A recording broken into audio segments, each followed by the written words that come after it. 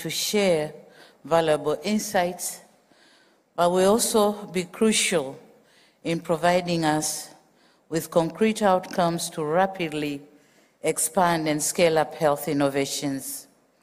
In this regard, I wish to commend Her Highness Sheikh Hamoza, Chairperson of the Qatar Foundation, for the cordial invitation and for hosting this summit successfully, and has contributed and consistently over the last 6 years, during which time WISH has contributed immensely to the literature on health issues. In addition, it has played a key role in influencing government policies on achieving universal health care. It is indeed something that should make all of us around the globe extremely proud. The interest of WISH of having a fair, equitable, and health globe is clearly reflected in the extensive preparatory work that has gone into this summit and at the range of experts gathered here today. I'm witnessing firsthand the enthusiasm of key global players in the health sector to drive efforts to promote healthier and equitable access to health services in order to achieve sustainable development. Certainly, today's conference is a step in the right direction, and I'm in full support of it. At this juncture, I would like to say that Tanzania greatly values the partnership with WISH, and we are keen to expand our collaboration around a healthier, fairer, and equitable healthcare system for our people through health innovations in order to achieve the implementation of the 2030 Agenda for Sustainable Development, African Union Agenda for 2063, and the Tanzanian Vision 2025. And before I go further, allow me to convey my sincere sense of gratitude and appreciation to the organizers for the excellent hospitality and reception accorded to me and my delegation since my arrival in this beautiful city of Doha. Indeed, the excellent standards of hospitality have made us feel at home away from home. Shukran Jazira.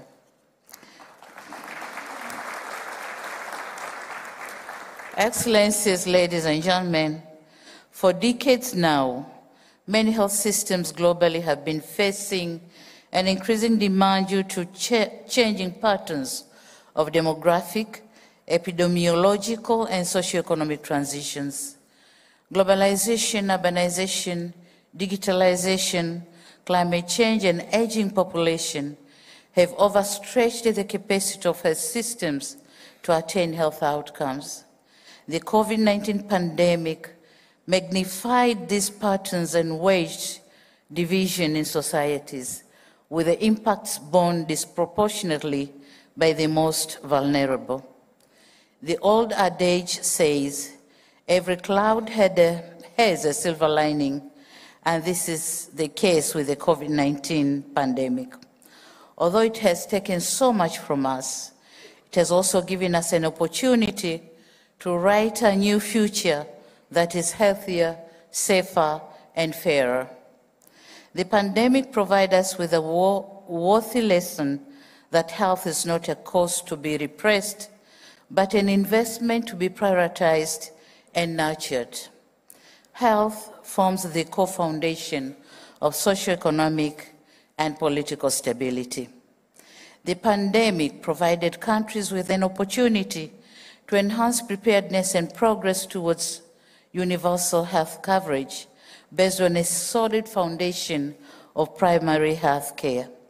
It is disheartening to note that many of the developing countries did not heed the opportunity that COVID-19 provided to undertake an integrated approach, but resorted to fragmented financing, planning, implementing, and monitoring. This approach did not address the prevailing inequalities and disproportionate impact of health emergencies on marginalized and vulnerable populations.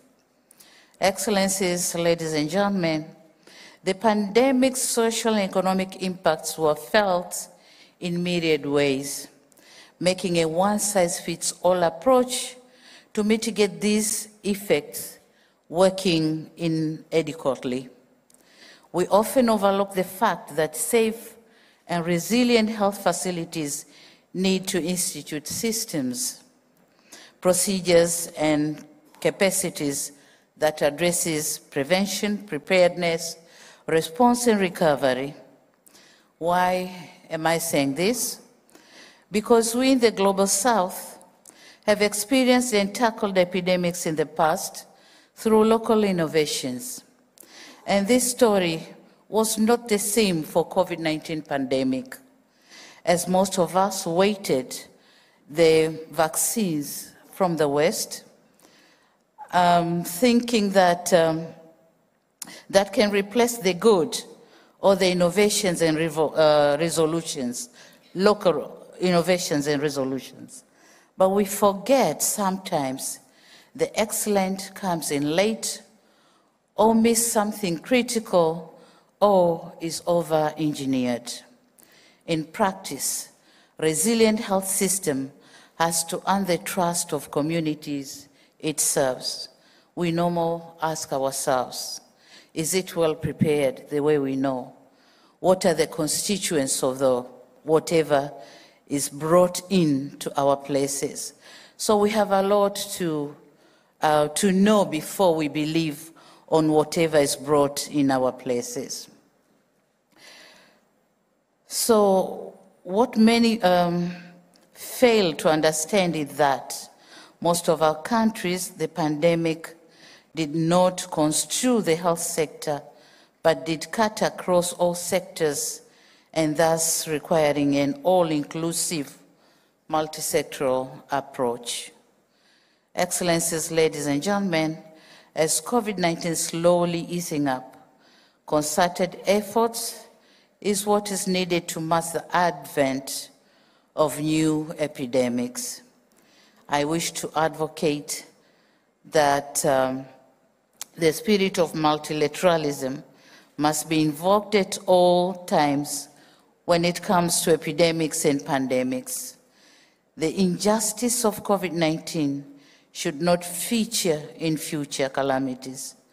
The right to vaccine equity should be a right for all, not a right for few privileged, leaving a major part of the world out of the health innovations journey.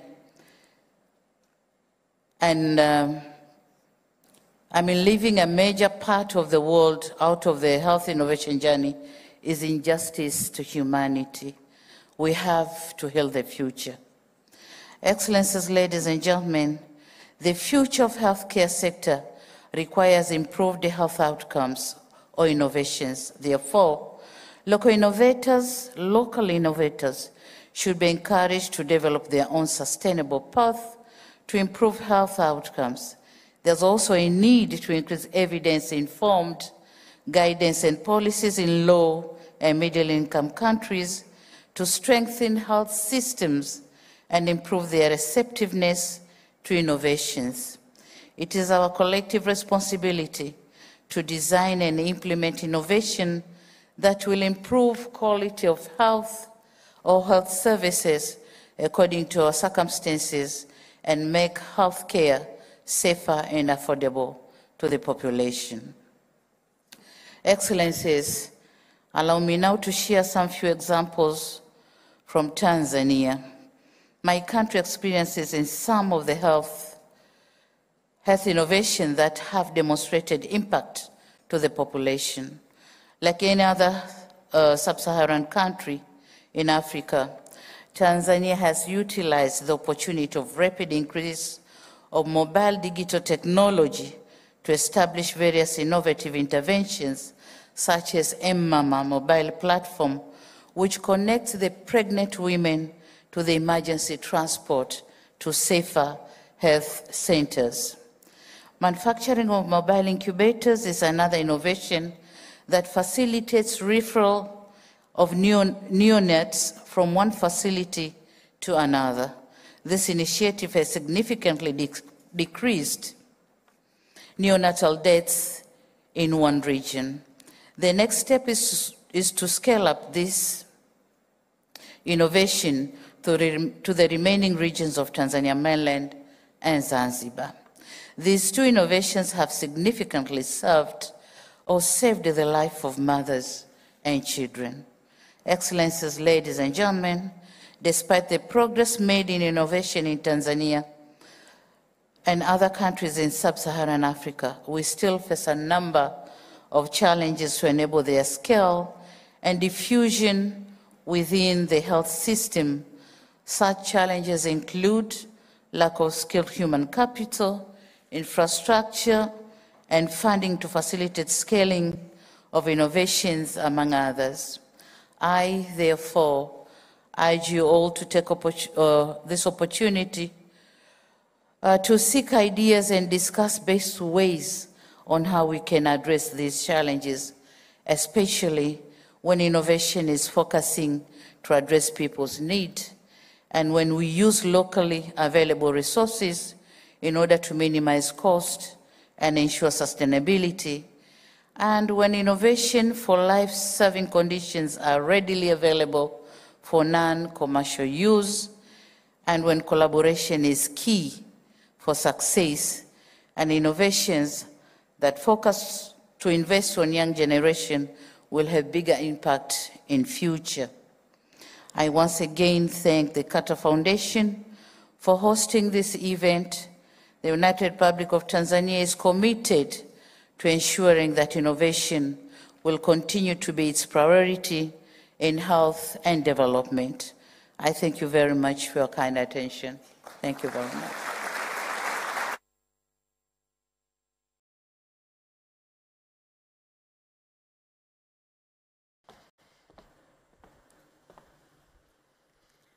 Thank you so much, President Hassan, for those powerful and important words. Our next keynote speaker is a biochemical engineer, entrepreneur, and innovator. He's co-founded more than 70 life science and technology startups over his 35-year-long career. He's the co-founder and chairman of the board of Moderna, whose mRNA vaccine for COVID-19 has saved millions of lives. And he's the founder and CEO of Flagship Pioneering, a company that creates bioplatform companies to transform human health and sustainability. Please join me in welcoming Dr. Nubar Afeyan to the stage.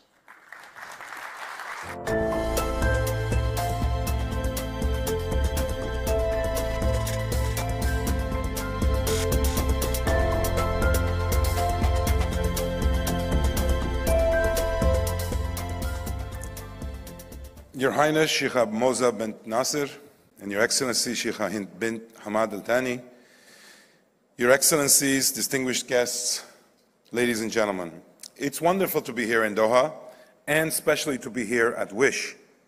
Gatherings like this spark the conversations and commitments that can bring about the healthcare future I think we would all like to imagine. One in which good health is the norm and experienced equitably across the globe. One in which disease is preempted and prevented well in advance of its debilitating effects. As the saying goes, adding years to life and life to years. And one in which pandemics are stopped in their tracks before they start. I think we can all agree that we would wish for that and more. Now I'm going to ask you to join me on a journey of imagination today, using what, in my view, is the biggest mental faculty we have innately as humans. Because our particular moment in time requires imagination, every bit as much as it requires ingenuity, resilience, diplomacy, collaboration, and hard work. I hardly have to say what imagination can do when put into action here in Qatar. Seeing the country rise during the past decades is a very good example of how large leaps can be made as a result of highly imaginary plans, the right resources, and execution. While we may be approaching an endemic stage of COVID-19, we've lost to this virus more than 6 million lives officially, and more than likely over 22 million lives if you include the unexplained deaths during the period that COVID has been around. And I believe we remain unprepared for future pandemic threats. Add to this the war in Ukraine with its far-reaching impacts, driving up prices in global food, energy, and fertilizer markets that increase the cost of living to levels not seen in more than a generation. Inflation worsening even further by extreme weather events like climate change. And all of that factor into converging to stoke social unrest and tensions that tear away at the fabric of a just and peaceful society. Now, imagination may seem trivial in the face of these challenges, and you may even consider it particularly strange that a scientist is willing to talk about fantastical imagination when in fact rigorous scientific inquiry seems to be at direct opposition to such fantasy. At my company, Flagship Pioneering, we think of these things as indivisible. In fact, we believe most big leaps and breakthrough science have their origins in imagining a future scientific possibility beyond what seems reasonable, and then subjecting that to the idea of Darwinian evolution, Darwinian selection pressure. This union of imagination and rigorous science work together in a future backwards process that reveals whether a previously unimagined possibility, what we call today impossibility, can become a viable reality. Critical to this process is learning learning to resist the urge to discriminate against these far-flung ideas, creating space for us all to feel comfortable positing and defending seemingly silly, crazy ideas, because they in fact are the seeds to the next generation of innovation.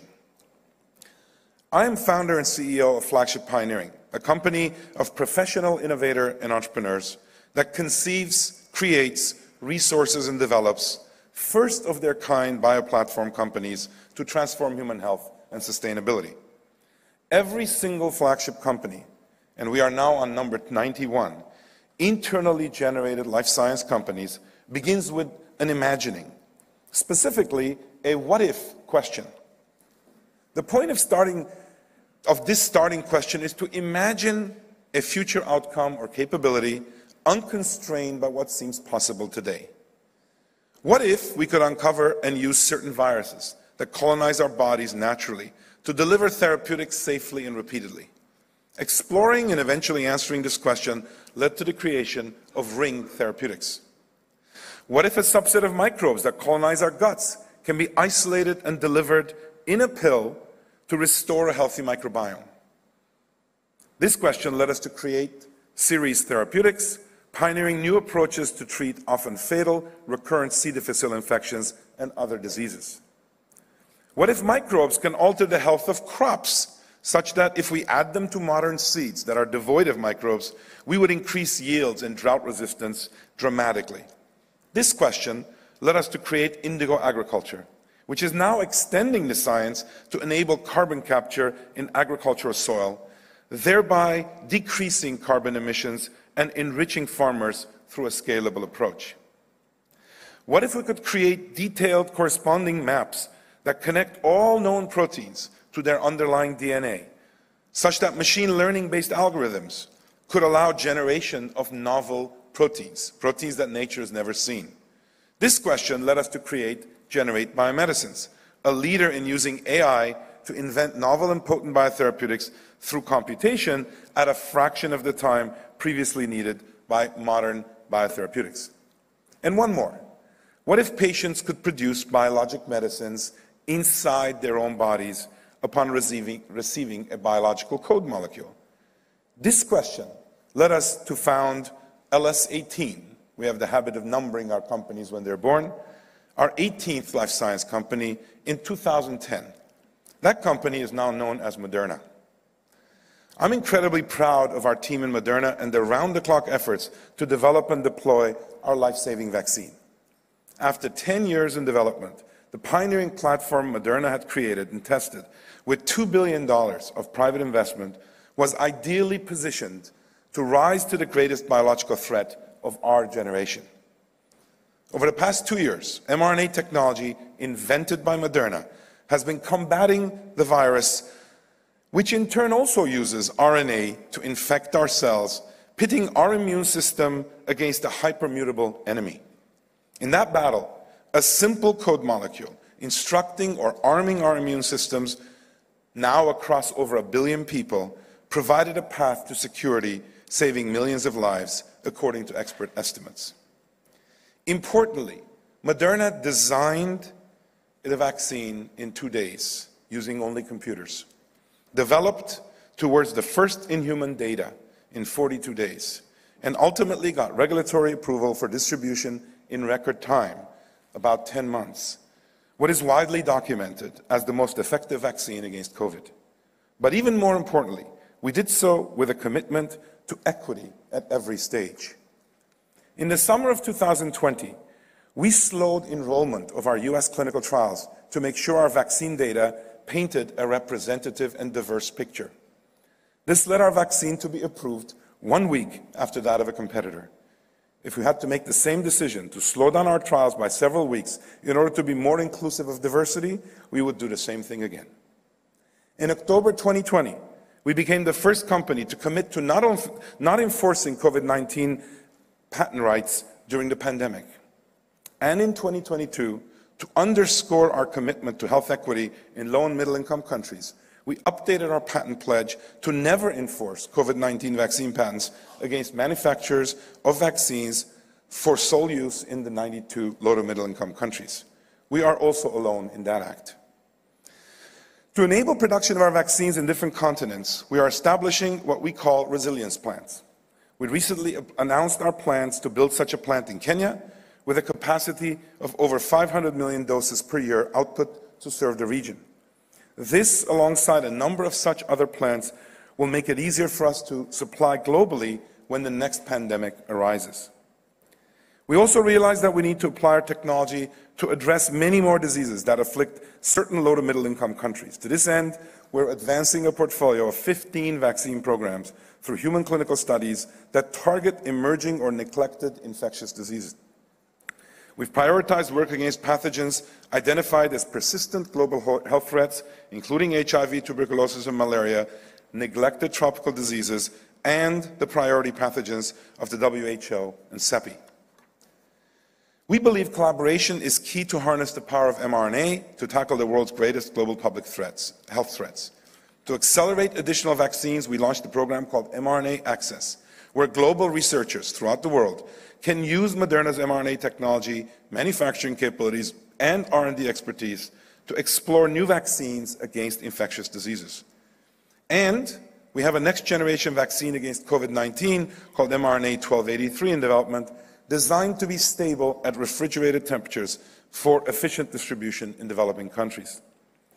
We just launched, as many of you hopefully have heard, a new bivalent vaccine to combat old and new strains alike, and we will stand guard on this front with new vaccines for as long as needed. Now, beyond applications for pandemic vaccines, the same mRNA technology and platforms being applied across an extensive pipeline that includes 46 human clinical programs, half of them in vaccines, half in therapeutics. What's truly unique about this platform is that a small change in the code of mRNA allows us to make a completely different protein delivered safely with the now proven nanoparticle technology. Now, as you heard from Lord Darzi, beyond the battle between the virus and our immune systems, what we witnessed beginning in the winter of 2020 is also a collision between a fast pandemic, SARS-CoV-2, and the slow pandemics of obesity, heart disease, diabetes, and other chronic diseases that are now alarmingly prevalent and distressingly unequal in who they afflict. The vast majority of those who suffered hospitalization or death from COVID had one or more of these underlying conditions. Take diabetes. 1 in 4 African Americans in the US suffer from the disease. increasing their risk of serious illness from COVID, while only 14% of whites in the same age range do. Hispanic and black residents of Massachusetts, for example, where our company is based, are about 4.3 and 2.7 times more likely, respectively, to be infected with COVID-19 and 1.7 and 2.3 times more likely to be hospitalized from the virus than white residents. COVID's toll in the United States and elsewhere across the globe has been deeply, unjustly unequal. And the efforts for all of us in the room to advance human health are taking place against the backdrop of what we call a healthcare system, but in reality is a sick care system. We spend an enormous amount of time, effort, and money treating people once they are sick, rather than trying to help keep them healthy. A 2017 study of OECD countries showed that nearly 98% of spend on healthcare was for treating illness, leaving only 2% going to interventions and diagnostics that hold the potential to keep us from even getting sick in the first place. By waiting for disease to manifest, costs are higher, preventing many from accessing care, and outcomes are worse. Early detection that preempts disease or reverses or manages a pre-disease condition could offer a solution to healthcare inequities. Think of this as preempting or, say, delaying disease. The application of leading-edge biological science, such as what many of the laboratories nearby conduct, added to digital technologies, allow us to think of setting new goals for population health that complement our current public health goals. Advances in biology and computation, especially the most recent advances in machine learning, will make all this impossible actually quite possible. The same science, the same type of interventions, the same biomarker discoveries being deployed once we are sick can be put to use upstream of disease. We must decide to secure our health instead of resigning ourselves to getting sick and only then receiving treatment. We have all the tools to work back from this future possibility and make it a reality. We must only summon the will. Our goal should be to direct the molecular understanding and precision tools we've been developing to treat late-stage disease towards pre-disease. Can we think about eradicating, which means literally pulling up by the roots, disease? We've done this in certain cancers, many viral infections. Why can't we do it with many more? We just witnessed what disease prevention at the population scale can lead to in the form of the vaccine. And we know what treatments to diseases can do through pharmaceutical agents. But what we have yet to broadly realize is the practice of eradicating a specific disease before it takes hold. This, to me, is what we wish for. This is what we imagine for the future. We call this space preemptive health and medicine. I want to close by bringing you all along on a new exploration, calling on your imagination once again to ask with us some what-if questions. What if our governments took responsibility for securing our health the way they are responsible for our physical security through our national defenses? What if we could catch disease very early and use treatments that delay or completely derail it? What if we could detect the precursors that precede most diseases and then intervene or preempt them before they advance? What if we could measure our antibody levels at home, evaluating our risk and planning accordingly, especially when contagious diseases are highly present? What if we could design a global pathogen shield, developing vaccines for viral variants that have not yet emerged? You might think that's impossible. It turns out that you can pretty well predict the next variants if you have the computational capability. What if we could computationally specify potent antibodies, just through using a computer, designed to bind the most immutable parts of a virus, so that we could very quickly arrest the virus's infection? What if we could, from a very small draw of blood, detect precancer activity in our cells as well as the tissue of origin of a precancer?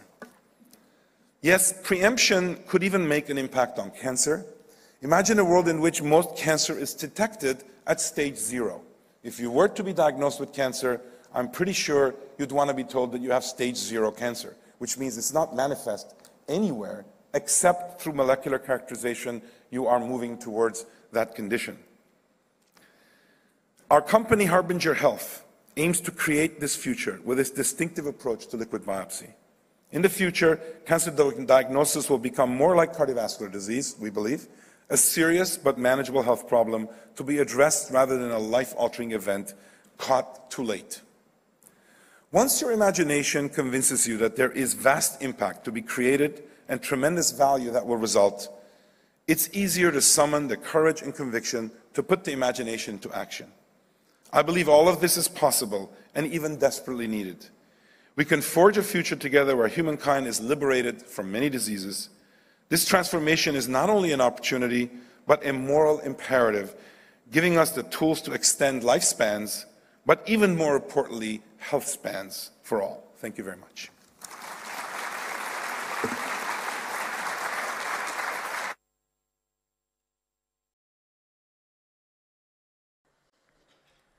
Thank you so much, Dr. Afeyan, for raising those important and critical questions. A lot of food for thought there. Now, throughout the next 3 days, you have numerous opportunities to engage with this year's summit and its contributors, whether you're joining us online or whether you're present here in the room. This year's innovation competition finalists, some of whom you heard from prior to the start of the opening, can also be found at their booth in the WCOG Startup Zone, and you can also watch them pitch the exciting innovations they're launching to address areas of need on the QDB Spotlight stage during break from the main sessions. And should you want to briefly escape the action here, then you can check out the newly introduced Zulal Wellness Lounge. We'll also host a number of informal Agora sessions where a moderator and expert will engage with the audience around topics such as whether we've actually learned anything from the last pandemic or whether we're mindlessly heading into a new one. And of course, we'll have an array of panels, keynotes, and conversations focused around this year's 4 key themes: the COVID-19 legacy, sport and health, disability, and wellness. Now, on that note, I'm delighted to welcome to the stage the participants for our first panel on building health-resilient systems. If you could please join me up on the stage.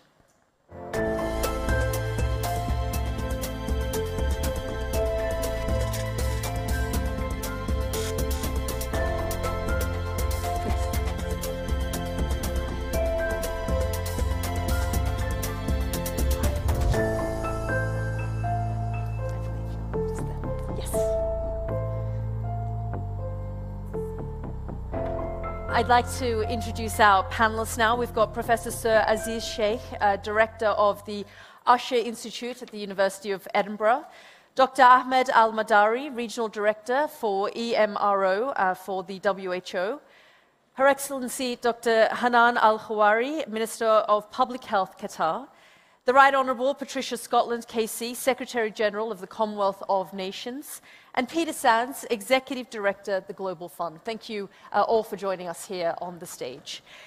Professor Sheikh, I'd like to begin by asking you the first question. As we sort of sit back and reflect on what's happened over the last 2.5, 3 years, I suppose the main question I'd like to ask is, why wasn't the international community, why weren't our health systems better prepared for this pandemic? Yeah, an incredibly important question. So, I mean, I think there are kind of 4 issues that strike me. One is that, really, if we look around the world, the majority of countries didn't really have pandemic preparedness plans in place. And if you don't have those plans in place, then you have to make up the rules under incredibly difficult circumstances. The second thing is that where those plans were in place, they tended to be focused on previous pandemics. So, for example, influenza, MERS, for example. And we know that this pandemic is different, so there are yes, there are some transferable lessons, but there are major differences. I think the third issue for me is that where those plans were in place, so I mean, in a few countries, were those plans sufficiently road-tested stress tested through simulation exercises on an ongoing basis and trying to learn the lessons from those. And I think many countries fell short. And the last point is that pandemics are by definition global. And so national plans are important, but what we need is regional and international collaboration.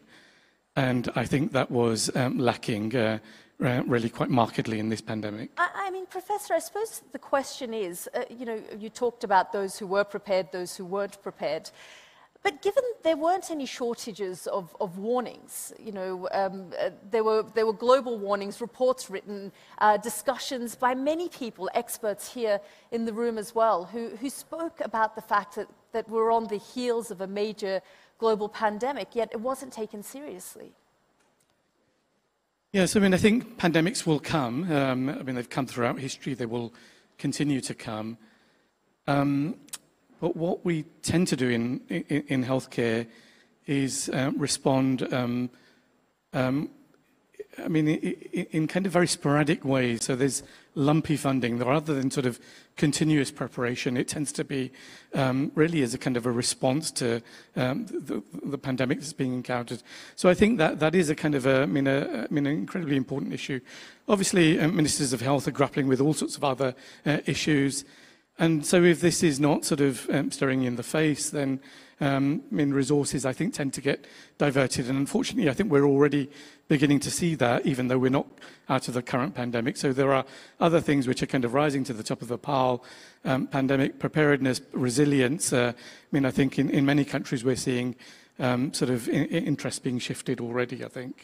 And you've made certain recommendations through your reports about what to do in the short term, the mid-term, and the long term.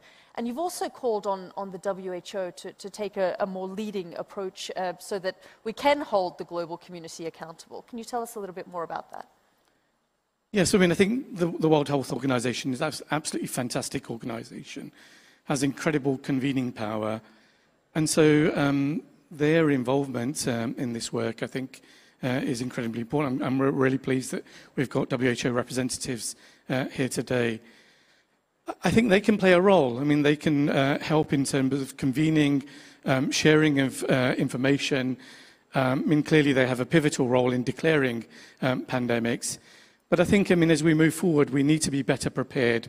And how can they actually help support countries in developing those plans? Perhaps, helping them in terms of testing their plans formally, identifying weaknesses, and allowing countries and nation states to be able to be put into a better position. So I think WHO has got a pivotal role in that respect. I want to bring you in, Dr. Matari, because when we talk about the role of the WHO came under a lot of pressure, especially at the early stages of the pandemic.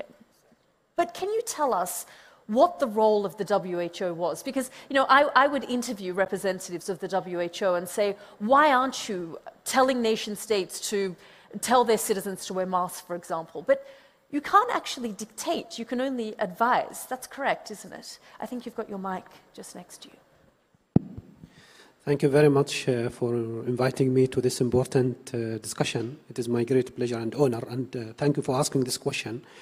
In fact, since its establishment in 1948, WHO have been working very closely with member states, either members of WHO or other states that are not yet members, and global, regional, and national organizations as a global health leader to make sure that every citizen everywhere on earth is receiving health care they deserve, they need. And focusing on the concept, as have been mentioned by our earlier speakers, on health before focusing on diseases.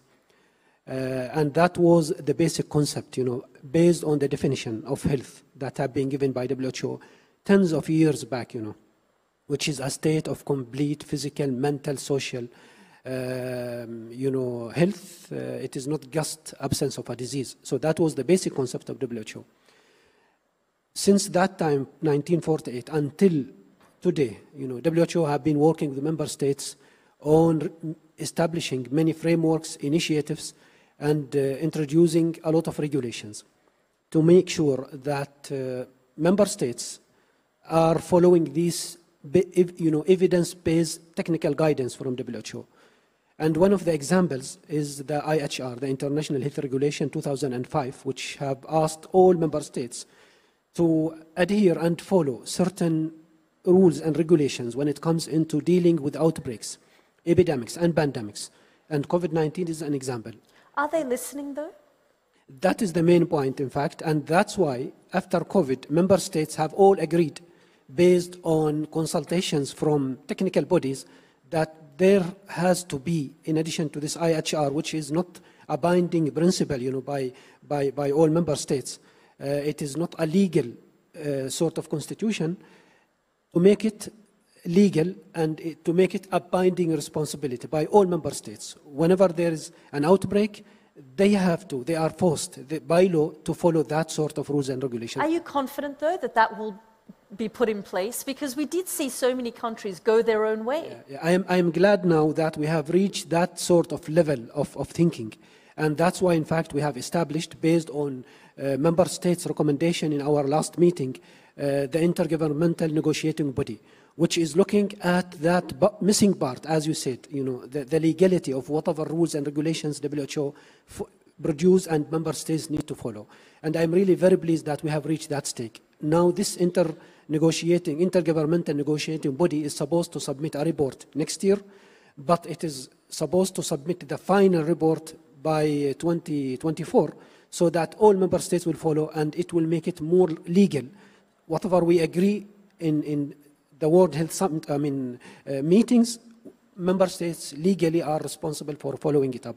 And I feel that will be a very protective measure of WHO rules and regulations when it comes into protecting health of the people. But how will you hold these member states accountable if they decide not to follow through, despite it being a legally binding document? That is the point now, when all member states last May agreed we need a body that will legally bind these member states to follow. If they do not follow, I'm sure actions will be taken against them. And that will be the proposal we are looking forward to have from this inter-negotiating governing body, which will produce that rule. We have many United Nations organizations that are really legally forcing member states to follow. And if they do not follow, actions or penalties will be taken against them.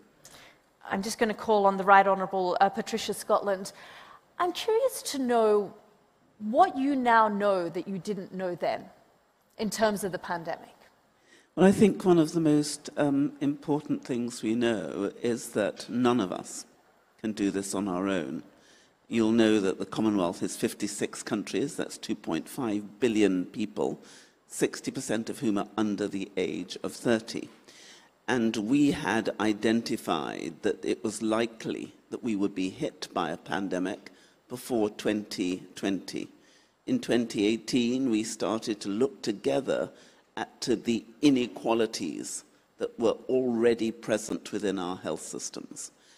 And what we determined was that the only way in which we would successfully meet the challenges would be by collaboration and partnership. And one of the extraordinary things about the Commonwealth is we're like a petri dish. We have some of the largest countries in the world. India is 1.4 billion, but yet we have the smallest and the most vulnerable.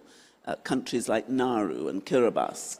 Nauru has 10 to 11,000 people. And so we understood that if we were to succeed, we had to create a system which would leave no one behind. But did it? Did it work? It did. Well, it did in part, but I think we need to be frank with each other. I've said this on a number of occasions.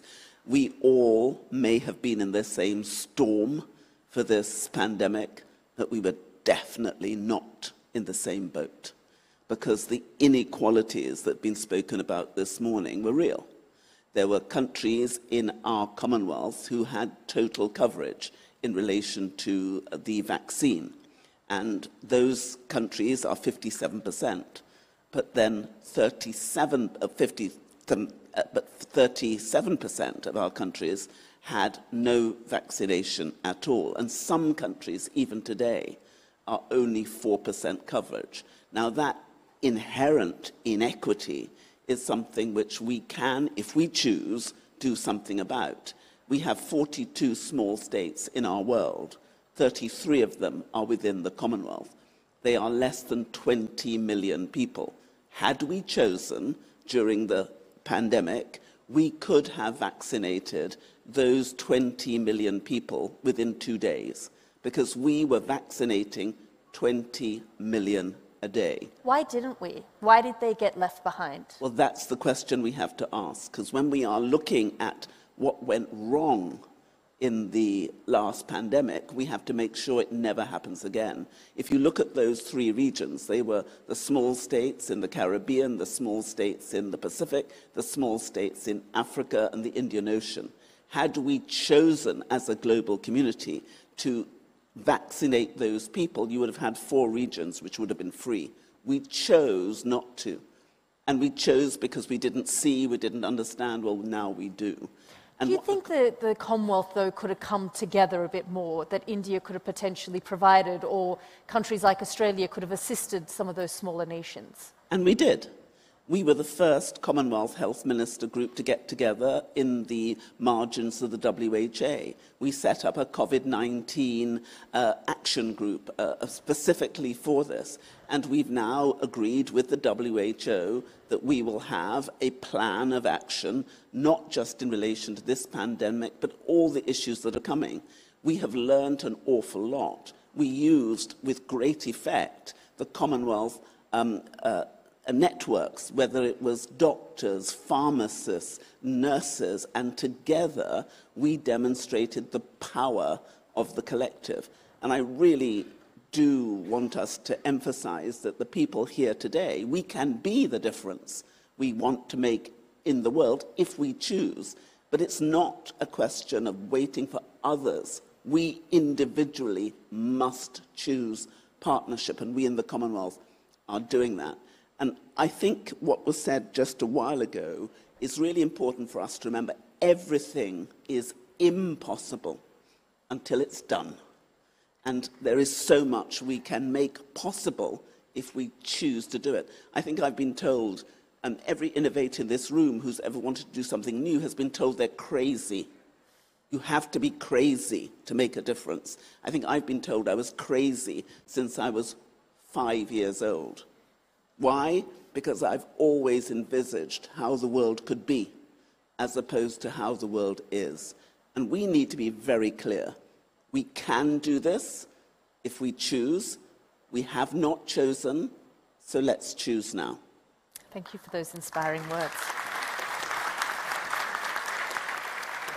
Dr. Khawaria, I'll come to you, because in terms of lessons that have been learnt, Qatar's health system and its resilience, have you made fundamental changes in the way you do things and the way in which Qatar now operates?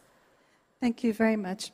First, I'd like to say that I'm really glad to be here with you today, as building strong, resilient health systems is a topic that I'm really passionate about. As we saw during this pandemic, when health systems are overwhelmed, the whole society is disrupted. And therefore, investing in health systems and building their resilience is not a cost, but it's an insurance. And we need to collectively build this insurance. The pandemic has been a challenge, but it has also been an opportunity for us to test our plans, our resilience, and to learn to be better positioned for the next pandemic. As you know, Qatar did remarkably well during the pandemic. Our balanced approach meant that we were able to limit the impact of the pandemic on individuals and on society as a whole. We kept our population safe. We had a fairly active economy.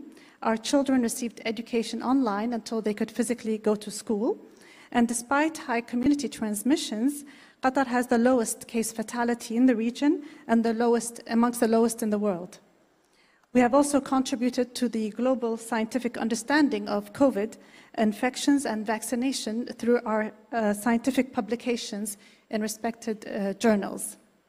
And due to the wise leadership of His Highness Sheikh Tamim bin Hamad Al Thani, we are fortunate to have more lessons to share with the world than lessons learned in the case of this pandemic. So let me start with some of the lessons that we have to share. First, Qatar has focused over the last decade on building health system infrastructure and our national resilience to emergencies. This investment has paid off. During the pandemic, we were able to rely on our strong healthcare system to respond to the challenge and flexibly adapt our plans to the changing needs in terms of creating bed capacity when needed, creating critical care space, creating additional beds when needed, and to go back to normal capacity when things went back down. Our emergency plans ensured that we had sufficient essential medicine and stockpiles in Qatar to ensure that we kept our population and our staff safe. And we adopted a whole government, whole society approach, which meant that we were able to work across sectors and reach out to individuals. A resilient health system cannot function without the involvement of the population and their participation and support. And our universal health coverage and free access to care meant that everyone in Qatar had equal access to health, equal access to health regardless of social and economic status. And our strong primary care network meant that we were able to roll out a massive vaccination campaign within a few days. And our investment in our integrated information systems and our digital health solutions meant that we were able to reach our patients wherever they were and to monitor their COVID and health status in general and analyze the data centrally and reach out to them with better care. And in a period when little was known about the vaccine, we approached it from a very scientific approach, and science informed our plans and our decision-making, and we shared with the general public what we knew and what we didn't know at every step. And finally, our investment in the training and development of our workforce meant that they were ready to face this challenge. But there's, of course, a lot of lessons to learn, and we continue to refine our plans and protocols, and my colleagues will share in the sessions over the next 2 days some of the details of what we are doing to continuously update and review our plans so that we are better prepared for the next pandemic. But if you allow me, I'd like to highlight 3 global opportunities that we together should invest in to ensure that our health systems are resilient and that globally we are much more resilient to any future public health emergency. First, as my colleagues said, pandemics do not respect borders, and we must work together to build our collective global health resilience and make collective efforts to remove all social determinants of health across borders. We saw from the independent panel review that was co-chaired by her Honorable Helen Clark that we collectively did not succeed. It was actually a very damning report. We collectively failed, but we individually have done a great effort. So we need to invest much more on our collective effort. And Qatar, through its government arm, the Qatar Fund, and its charities, invests heavily in global healthcare resilience at individual country level, but also globally at the WHO and UN agencies.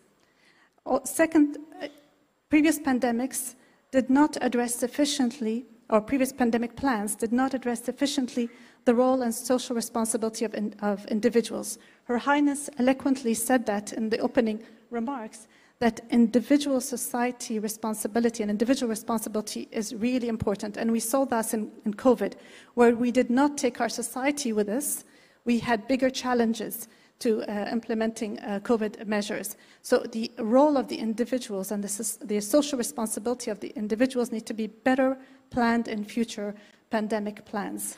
If I can ask you, Doctor, what is the biggest takeaway for you personally from this pandemic? Well, there's a lot. First, it taught me and my colleagues that the effort we put in all our resilience plans, all our development really paid off. So in Qatar, we had been preparing for public health emergencies and for general emergencies, national emergencies, and that plan really paid off. And therefore, we need to take planning very seriously as countries. And when we get guidance and advice from organizations like WHO and others on how we should prepare for any public health emergencies or any disasters, we really need to take that seriously, and we need to prepare and not shelve that as something that may or may not happen. So that's, I think, the biggest takeaway. And one other item I wanted to highlight, which I'm really glad the conference today will be focusing on, is that over the last 3 years, the long fight against the COVID pandemic has had a very strong or a very important toll on healthcare workers in terms of their mental health, their physical health, and their social well-being. So I'm really glad that the conference tomorrow will be focusing on the mental health care of workers. Thank you, Dr.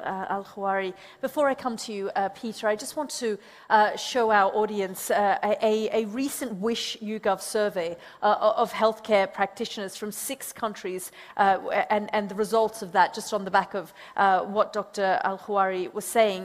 Now, this group, once we get it up there, highlighted a lack of financing, insufficient staffing, and lack of leadership as the 3 top factors preventing health system resilience. Peter, I just want your response to this, because obviously insufficient staffing we saw across the board in countries everywhere. But what I also find really interesting here is the lack of leadership that, you know, in order to, and we heard President Hassan say, in order for populations to succeed, they need to have trust in their health systems, and part of that is leadership. Thank you. Well, let me start just by saying it's a great honor to be here, and I want to acknowledge the leadership and contribution of Her Excellency and Qatar. Before I get to the question about sort of insufficient staffing, health systems, and so on, I just want to make one basic point, which is that I think if we try and solve the problem of pandemic preparedness as if it's a siloed part of the health system, we're dooming ourselves to failure. It's not going to work. Because, frankly, people aren't going to be interested in investing over the longer term in something where success is defined as nothing happening. We've seen it again and again and again. It runs out of steam. We've got to get smarter at simultaneously delivering things that people care about now, i.e., saving lives, reducing infections on diseases that exist now, while building that resilience against future threats. And that's not just a theoretical aspiration, it's absolutely doable, because when it comes down to it, it is the same health workers, it's the same laboratories, it's the same supply chains, it's the same clinics that fight the existing diseases as fight the new threats. And so and we saw that with COVID-19 actually. Many countries' COVID-19 responses were built off the back of the infrastructure they had put in place to fight diseases like tuberculosis or HIV or malaria. The second thing, and here I want to build on Dr. Khouari's comments, is that and also Dr. Afeyan's earlier ones, is we need to think broader than just the sort of the narrow conception of a health system, because there are these other actors. Private sector providers play a very big part in many countries, but critically, and this is to the point about trust, communities play a huge role. And many of the failures, particularly in the richer countries of the world around the COVID-19 response, were based on the fact that the public didn't trust what the authorities were having to say. And if you don't build that trust through the work of communities and the engagement of communities before a pandemic strikes, it's kind of too late to try and do it. They didn't trust vaccines. There were some communities that had vaccine hesitancy as well. But fundamentally, the trust was not believing the voices that told them what was good and what was bad. It wasn't so much whether they trusted the health or the vaccine. Thing. It was more about, did they believe what people were saying to them? And trust is a critical asset. If you look at which countries did well in the COVID-19 response, trust in the authorities was a massive factor. Now, you build that trust, You build that trust by delivering for people. You build it by countering the things that are killing their children or their families now and helping them now, and by building engagement with communities. And I think by kind of sometimes over-medicalizing and over-centralizing the way we think about this, we've lost the sense of what that trust is. And can I raise one issue which I think comes to this point of sort of trust? We talk a lot, and it's absolutely right to talk about the inequities in pandemic response. So who gets vaccines and who doesn't, who gets treatments and who doesn't. Yet there's another level of inequity, which is who gets to say what counts as a pandemic? So this year, for example, in the world, roughly as many people will die of tuberculosis as will die of COVID-19. Yet, when you think about how much we're investing in COVID-19, in the R&D, in the political capital around it, versus what we're investing in tuberculosis, I'm afraid to say there's just no comparison. And when it comes down to it, that's because the people who die of TB are the poorest. They're the marginalized. They're the ones without voice. So when we, and you know, the same was true of HIV/AIDS. For a while, we called it a pandemic, and then when it stopped killing people in rich countries, we kind of changed the terminology. So as we think about the threats to human health and communities, we need to challenge ourselves to ask the equity question right at the start, not just at the point when we're talking about the distribution of medicines. So who does get to define that? I mean, you know, should the WHO be looking at defining other things that are impacting things like tuberculosis as a pandemic as well? Yeah, in fact, I mean, according to the system WHO follows when it comes into labeling such diseases as either a simple outbreak or epidemic or a pandemic like COVID-19, there is a group of technical experts from around the globe. They meet, they look at each individual sort of outbreaks based on the scale, based on the numbers, based on the fatality, the transmissibility of the disease, and based on their expertise, they provide a sort of guidance to the Director General, and then based on that guidance, the Director General will also look at certain key issues and areas. Then he will declare this is a pandemic, or it is an epidemic, or it is just a simple outbreak.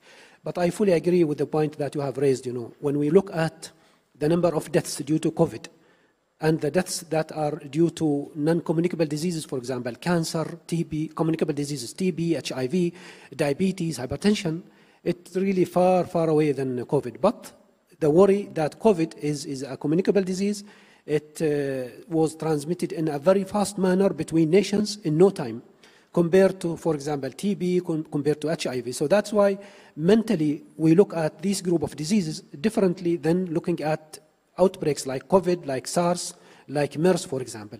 And that is the point I think experts, they need to come together and agree on the turning point and when it comes into labeling diseases and outbreaks. I just want to finally bring you back in, Patricia, Scotland. Do you worry that we're, as I mentioned there in my remarks, mindlessly walking into the next pandemic without actually heeding any of these warnings, without learning the proper lessons from the last 3 years, and we may find ourselves in a worse off situation next time? Are you worried when you speak to people, when you go and examine these health systems, when you speak to leaders, that we're just not doing enough, fast enough? No, I'm not worried, I'm determined. Because if you look at what has happened,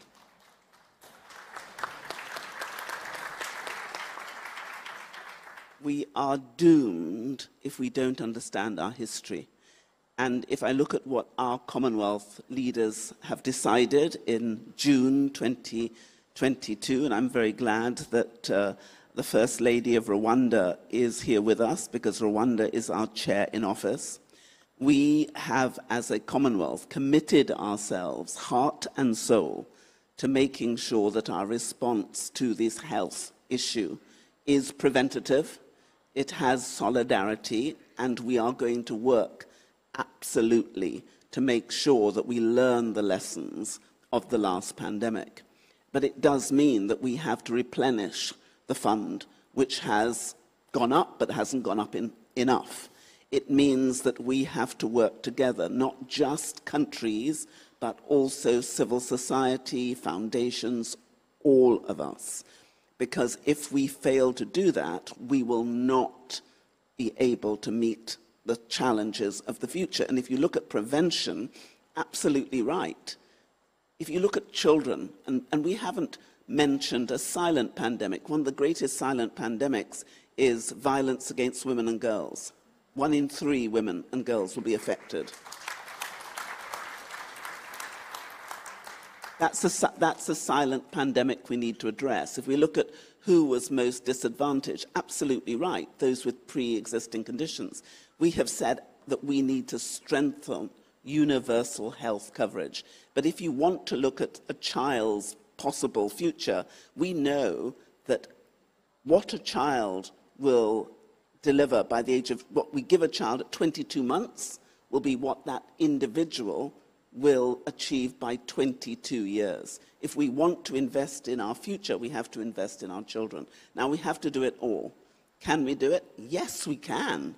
We just can't do it on our own. And the one thing that COVID told us was that we are one humanity, and that what affects one of us affects all of us. And if we haven't learnt that COVID was no discriminator of people, didn't care if you were black, you were white, you were religious, you were non-religious, wherever you were geographically, Mr. COVID, as I call him, came for all of us.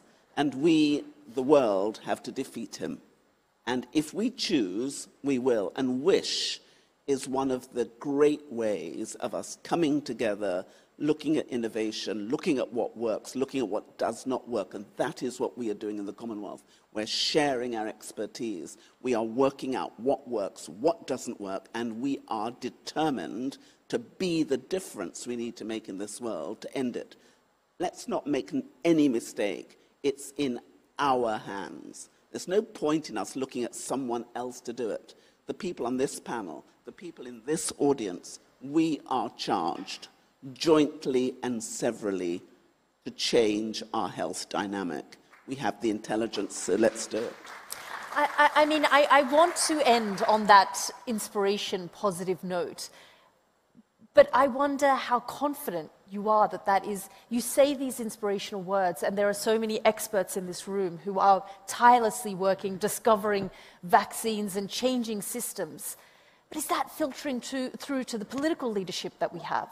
Well, this is about partnership. So let me tell you what we in the Commonwealth have done. We have a partnership with the UN. We have a partnership with the WHO. We have a partnership between all our 56 countries.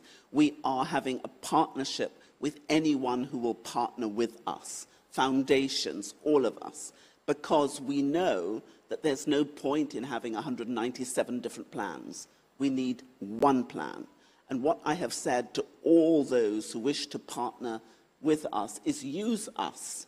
We, the Commonwealth, are a petri dish of the world. You can see yourselves reflected in us. If you partner with us, if we come up with the solutions, just like those who found us the wonderful vaccine, it was 10 years' work. It may have taken 2 days to do it, but it had the 10 years. We need to put that in now.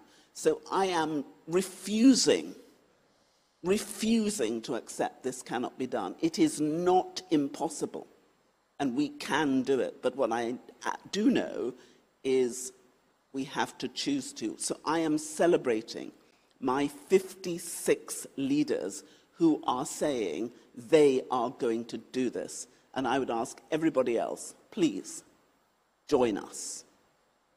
Thank you. And on that note, I'd like to end this session on an incredibly inspirational note and a call to action. That also brings to an end our opening ceremony. If we can ask everyone to go downstairs for breakfast, and of course, you've got the Innovation Hub there as well as the gallery. Thank you so much for joining us here for the beginning of WISH 2022. Thank you so much. Thank you. Thank you very much. you.